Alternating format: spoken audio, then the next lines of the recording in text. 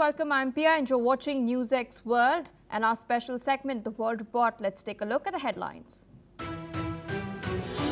Chinese President Xi Jinping has held his first formal talks with Japan's new Prime Minister Sumy at the APEC summit in South Korea.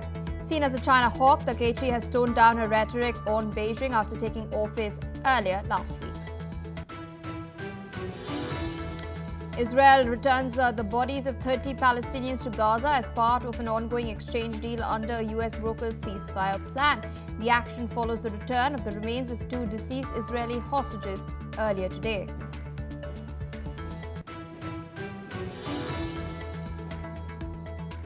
US Defense Secretary Pete Hegseth has met his counterparts from India and China, beginning a series of face-to-face meetings at the ASEAN Defence Minister Summit in Malaysia. This follows Washington seeking to bolster regional security ties in the Indo-Pacific.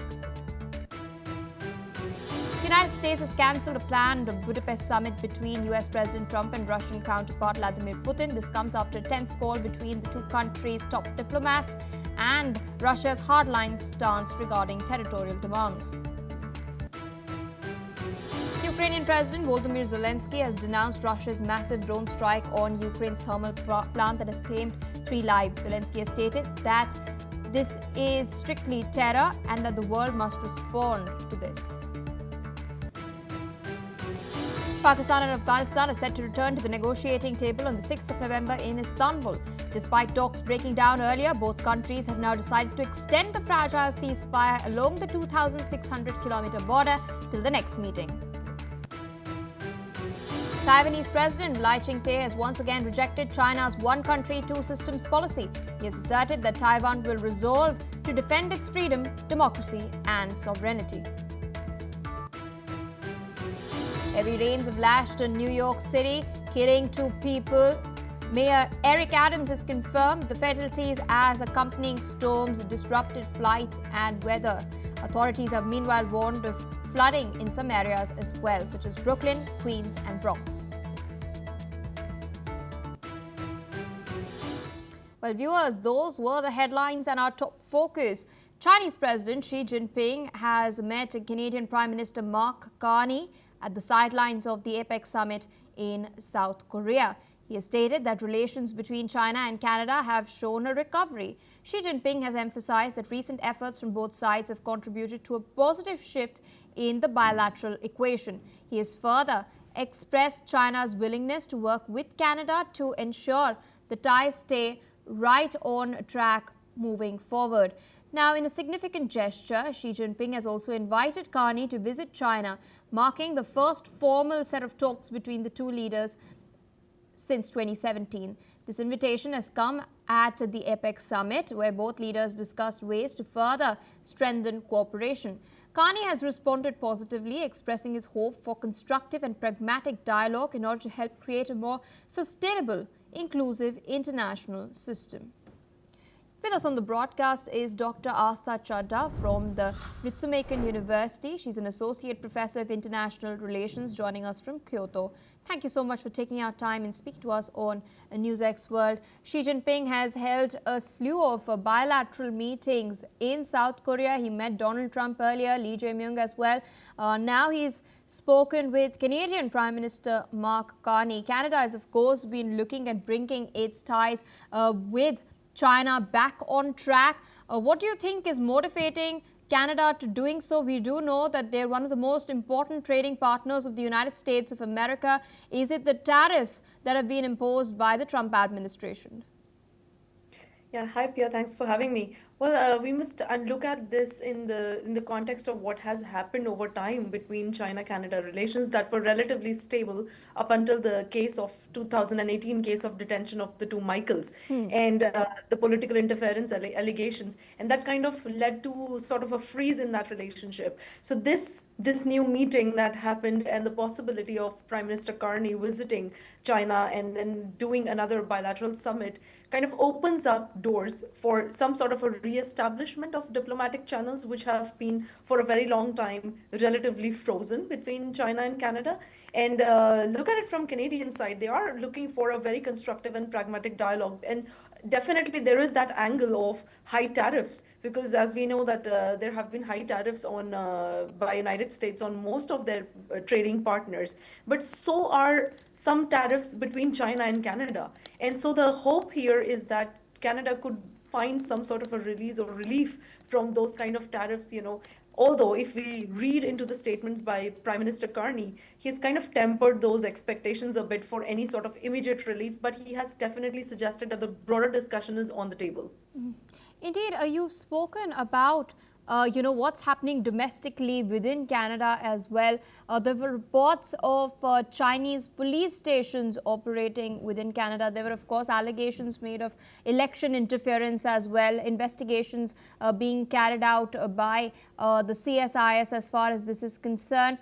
There was also reports once upon a time of police officers being trained, and the military training also being given in Western Canada, the presence of Chinese personnel on Canadian soil that have brought about a lot of questions domestically. How do you think does this augur then from Mark Carney, who's looking at painting quite a different image of himself than his predecessor Justin Trudeau? Yes, I mean, very important that you brought up this issue of security, because for Canada, this whole issue with regard to Chinese surveillance tactics have been quite prevalent in their domestic politics, and there are, of course, implications of that for how they conduct their elections and how much interference they can tolerate from the outside. And if you look at the predecessors of Prime Minister Carney, they've time and again sort of emphasized that Canada is going to, make use of this eyes wide open policy, which means they still have concerns over foreign interference on Canadian soil, as well as issues of human rights. But I see this current administration, and in some measures, they're going to continue that policy because they are going to remain very vigilant what happens on their soil. At the same time, they seem to be acknowledging that there are some core differences in terms of political systems and political values, whether you talk about security or human rights or even trade. And by acknowledging that, they are definitely trying to open up channels of communication, despite calling these very tricky matters that are difficult to resolve in the short run. Indeed, ma'am, I request you to stay on with us as we're tracking some other very crucial developments from South Korea itself. We're now learning that Chinese President Xi Jinping and Japanese Prime Minister Sumy Takeichi have held their first official bilateral meeting on the sidelines of the APEC summit in Gyeongju. This meeting marks their first encounter since Takeichi took office last week. Both leaders have reportedly discussed ways to build constructive and stable ties while also confirming their commitment to a strategic and mutually beneficial relationship. These bilateral talks come as Beijing is taking a cautious approach towards the new Japanese Prime Minister, who's known for her strong stance and tough talk on China. According to Japanese government sources, Takeichi has raised concerns over Chinese vessels operating near the Senkaku Islands and has stressed the need for peace and stability in the Taiwan Strait as well. She's also sought the early release of Japanese nationals detained in China on espionage charges. Earlier this week, while holding a telephonic conversation with the Japanese counterpart, Chinese Foreign Minister Wang Yi had emphasized that issues of China-Japan history and Taiwan remain central to trust between Beijing and Tokyo. Still with us on the broadcast is Dr. Astha Chadha. Interesting bilateral meeting taking place between Sumy Takeichi and Xi Jinping. Taiwan is something that has been raked up in this particular meeting by Takeichi. She is known for her tough talk. Interestingly, Taiwan did not come up in the meeting between Donald Trump and Xi Jinping. How do you view Japan securing its interests in the Indo-Pacific and Takeichi beginning and commencing her tenure with this very high-profile meeting? A slew of them, in fact, we'd seen Donald Trump in Tokyo as well earlier, and of course making Japan's priorities very clear. Yes, absolutely. I mean, this meeting should be looked at exactly how it is. I mean, they are both, I mean, both on both sides, China and Japan are trying to establish a constructive, stable bilateral dialogue. But this in no way signifies that the relationship between the two nations is very stable or it is going towards some sort of positivity when we think about it from a security perspective. However, they seem to be focusing more on economic stability, which is key to their bilateral relations so far. As far as the Taiwan question is concerned, I mean, it of course did not come up between the meetings between President Xi and President Trump. However, for Japan, Taiwan question remains quite important because, as you earlier mentioned, the Senkaku or the Diaoyu Islands dispute between China and Japan remains kind of the center of friction. So to bring it up kind of highlights how Japan has historically and even at present been very concerned with Chinese maritime activities near the islands that Japan currently administers. So any discussion regarding Taiwan does come up because if you look at it geographically, Taiwan is very close to those islands that Japan claims and China sort of contests. So any of those equations between China and Japan that have existed in the past, they are very difficult to change unless there is some sort of a dispute resolution over Senkaku Islands. And because that is not something that either of the parties are foreseeing, and that doesn't seem to be even on the agenda to sort of resolve that conflict, we'll continue to see in some measure a very deep-seated difference over territory, history, Taiwan on both sides. Indeed, and speaking of the larger geopolitical and geoeconomic game, Japan cannot ignore its geographic reality, its proximity to China. At the same time, there were investments that Tokyo had announced amounting to more than 500 billion US dollars in the United States of America. Shipbuilding is something that was looked into, as well as artificial intelligence. Amidst all of this, how do you think then Japan can balance its alliance with the United States on one hand, which under the Trump administration is demanding quite a lot, and its concerns, its very practical concerns, security issues with China? Well, and indeed, like you said, Japan at this point seems to be working way more pragmatically if we look at how the Japanese administration is taking up this whole issue with regard to Indo-Pacific security and even national security. So Japanese foreign minister, after this call and after all these statements on either sides by China and Japan, he stated that we as a country never intended to decouple from China. So what he is essentially saying is that they do recognize that there are deep-seated issues. There is this issue of territorial sovereignty when it comes to Senkaku Island dispute. But like you said, they cannot ignore their geography, and they do know how important China is to even the Japanese supply chains, for instance, for rare earths. So they are kind of taking all of that into equation, and what they're trying, how I see it is they're trying to manage somehow balance, but also manage their relationship with China, given that there is a wide and a very huge amount of uncertainty that has been fed into the international system as a result of US foreign policy under President Trump. That's one. And two, because Japan cannot really avoid its economic interdependence when it comes to China, what it's currently trying to do with President Trump is give those concessions in the name of doing more investments in the United States, because at the end of the day, they are seeking some sort of a relief on tariffs. All right, ma'am. With that, I would like to thank you for taking our time and sharing your analysis with us on NewsX World. With that, viewers, we're shifting our focus to more developments coming in. We're now learning that Chinese President Xi Jinping has met with Thailand's Prime Minister Anutin Charnvirakul on the sidelines of the APEC summit in South Korea, marking a significant moment in regional diplomacy. Now, during the meeting, both leaders reaffirmed their commitment to strengthening bilateral ties, particularly in trade, investment and infrastructure development. President Xi has highlighted China's support for deepening economic cooperation under the Belt and Road Initiative, while Prime Minister Anutin has emphasized Thailand's readiness to enhance connectivity and expand collaboration in sectors such as energy, tourism and digital technology. The talks have also touched upon regional stability and economic recovery in the post-pandemic era. Both sides have agreed on the importance of maintaining peace in the Asia-Pacific and upholding an open, inclusive trading system amid rising global uncertainty. This meeting, of course, comes amidst the growing partnership between both countries as they look to play a greater role in shaping the region's economic and strategic landscape. It's, of course, also sent a message in the aftermath of the ASEAN summit, where the ASEAN nations had inked a fresh free trade agreement with China. Well, viewers, shifting focus to what's taking place in Europe. Ukraine's emergency services say that Russia launched an overnight attack on the northeastern city of Sumy, injuring 11 people, including 4 children. The strike hit a residential building, private houses, and damaged infrastructure facilities near the Russian border. In a separate development, Kyiv maintains that Moscow has fired the 9M729 cruise missile at Ukraine 23 times since August. The missile's development led US President Donald Trump to withdraw from the Intermediate Range Nuclear Forces Treaty in 2019. Military analysts warn that its use poses a growing threat to European security. Now, according to a Russian state news agency, the Russian Defense Ministry claims that its forces shot down 130 Ukrainian drones overnight.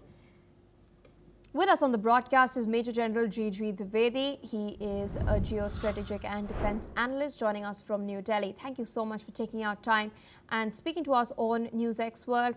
Apart from this, we've also seen reports come in over the course of the day that the summit between Donald Trump and Vladimir Putin that was supposed to be held in Budapest has been cancelled.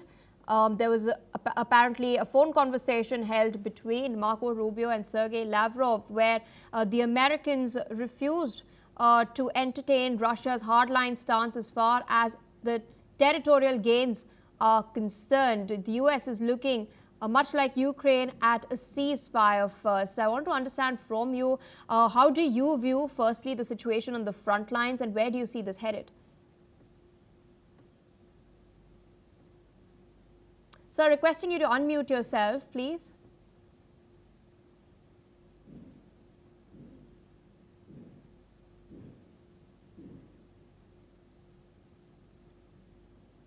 Yes, sir, can you hear me now?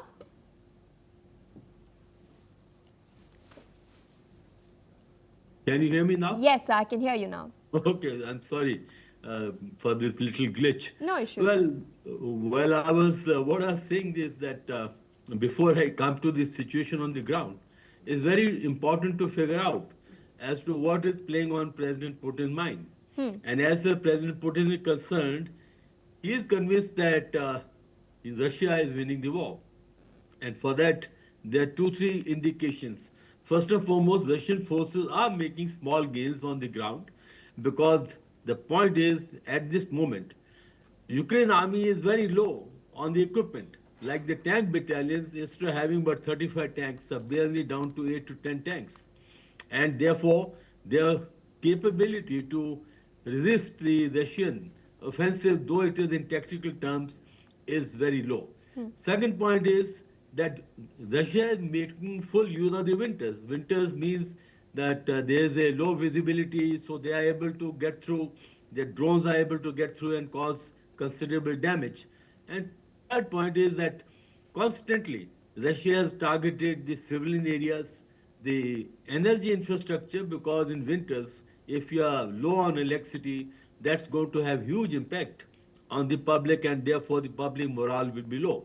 So as far as President Putin is concerned, he is in mood to either get into any agreement or get into a ceasefire because he feels that he is making gains, and these gains will ultimately, when negotiation come, he hopes that he will be in complete control of Donbas area and able to push Ukraine out, lest Ukrainians get more arms and equipment to face on the Russian onslaught. And that's exactly why the meeting with President Trump, which was supposed to take place in Budapest, was cancelled because I think Americans figured out that President Putin is in no mood to negotiate, and he feels that the war is giving some kind of advantage to him.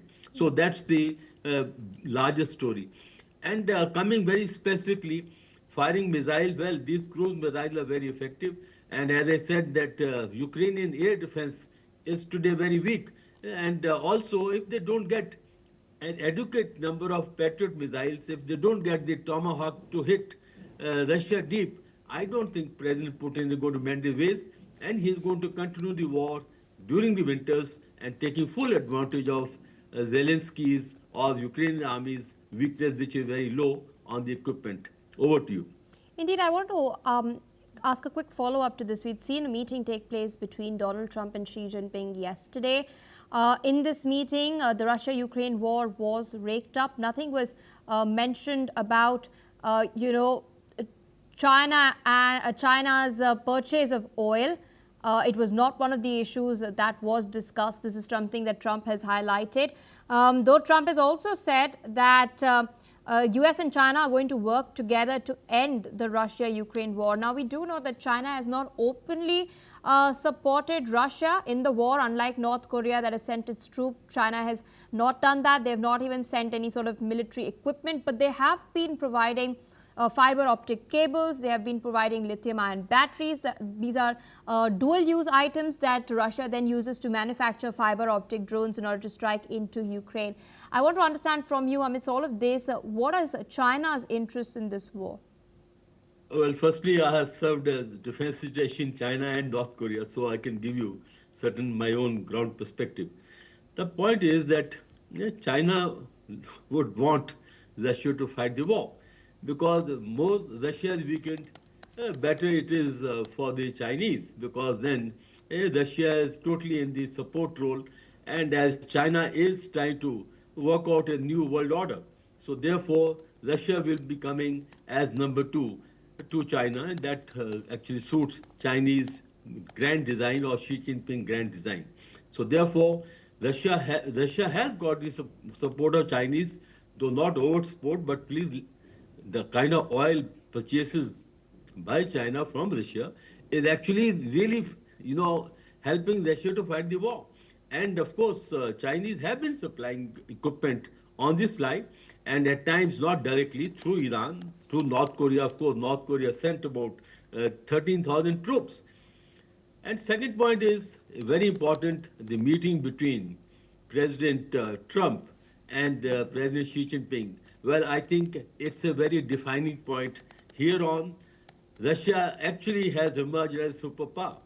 And I think as the way the globe is shaping, well, it is back to the bipolar world, where Americans, I think, have accepted the Chinese as a superpower, and Trump is willing to deal with Xi Jinping. And in this case, I think Xi Jinping had his terms, and he got the tariff lowered on a number of areas where they were paying high tariffs, and at the same time, he has not yielded much ground on the rare earth, mineral export.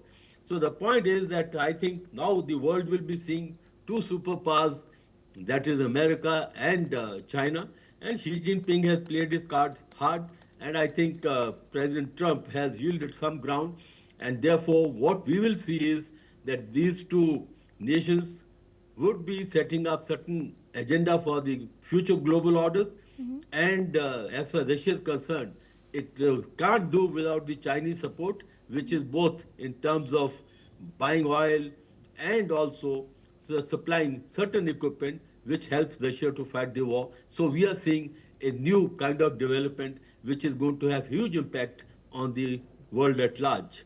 Over to you.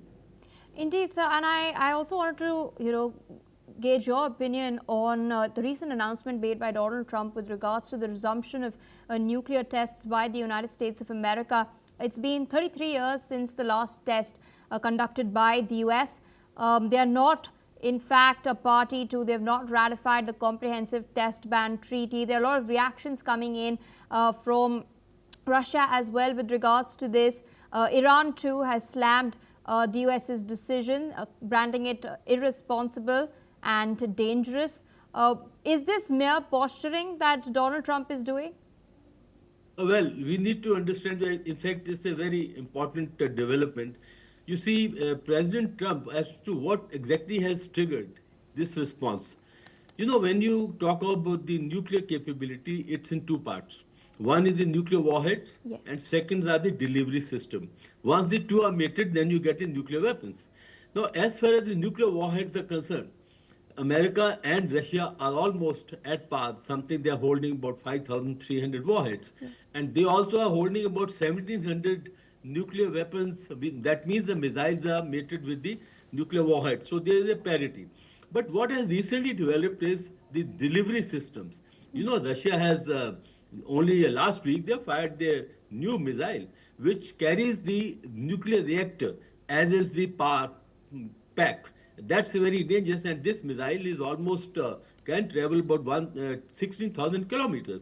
Along with that, they also gone in and there was a talk by President Putin himself where he has introduced a new weapon, that is the marine or the undersea drone, and that is again powered by the small mini nuclear reactor. And at the same time, the Chinese also have been testing after DF-41, their Tungfang 41 missile, which has a range about 14,000 kilometers. The Chinese also are upgrading their missiles.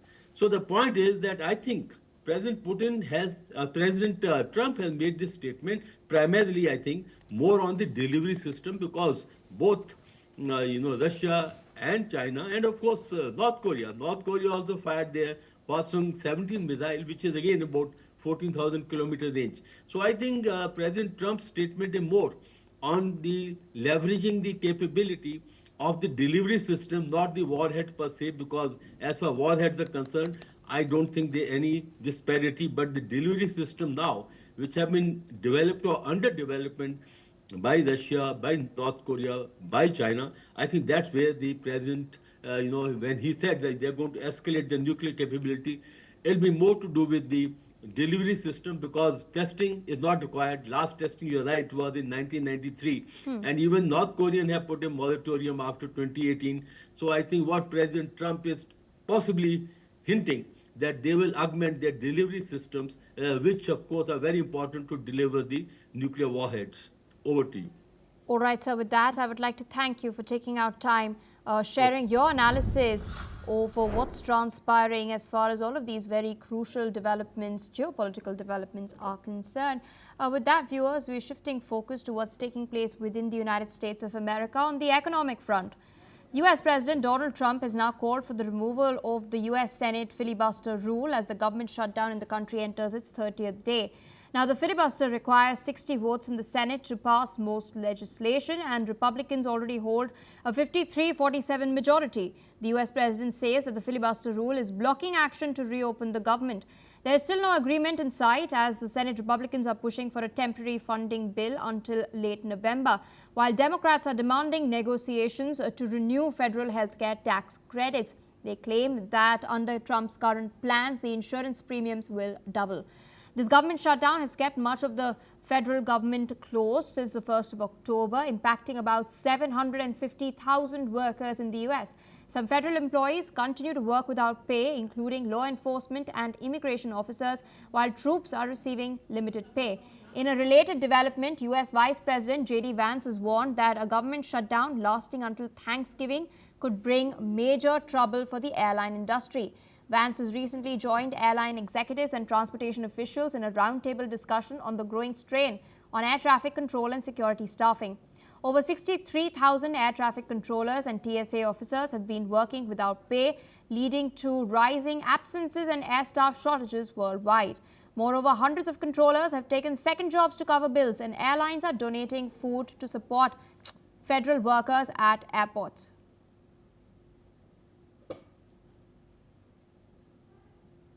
Meanwhile, viewers, shifting focus away from the United States towards Vietnam.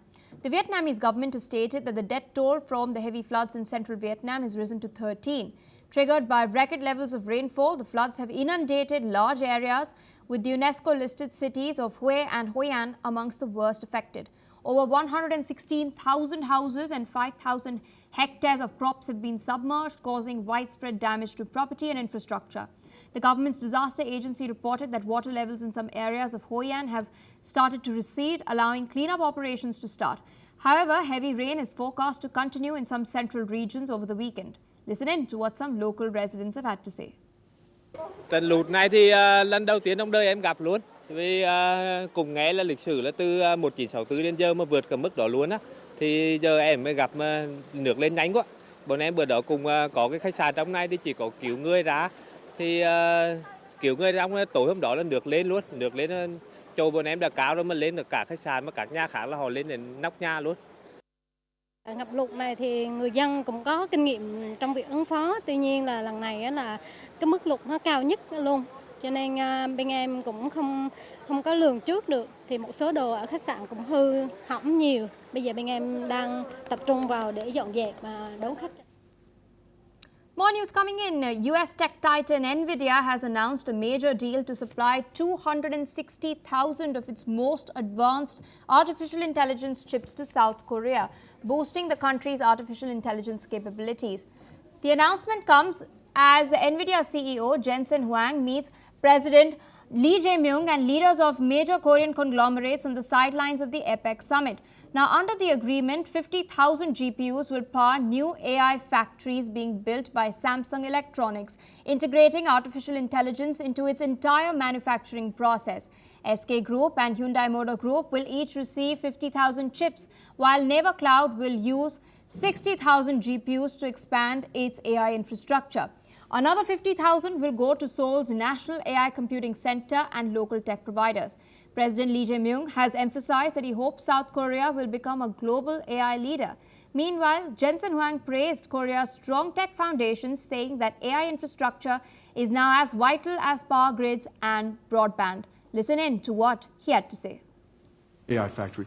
Total, this week we announced that we will build 250,000 more GPUs here in Korea, making Korea one of the largest GPU or AI infrastructure countries in the world. And then finally, this is an extraordinary time. I want to thank all of you for welcoming NVIDIA with open arms over the last 30 years. This is the beginning of a new journey. You were part. Well, viewers, this is all we have for this particular bulletin. More news and updates on the other side. Stay tuned on NewsX World.